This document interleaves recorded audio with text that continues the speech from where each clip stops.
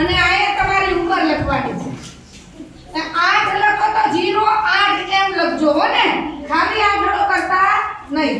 હવે આ મારું છે, જોજો આ મારું બને છે એવું તમારે તમારું બનાવવાનું છે. હાલો લખવા માંડજો. 34 ગુણ્યા 2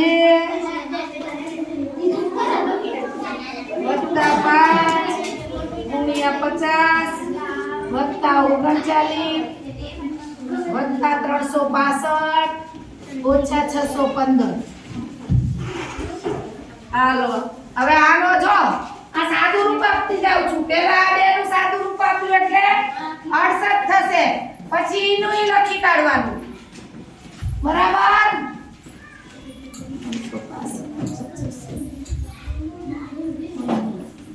આ 34 હતા, મારે 33 લખવાના છે અને ઉંમર મારી 39 છે ને, અહીંયા 58 લખવાની છે.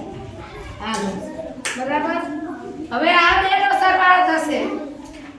હવે આ બેનો થશે એટલે 73 ગુણ્યા 50 વત્તા 58 વત્તા 365 મૂકી દે.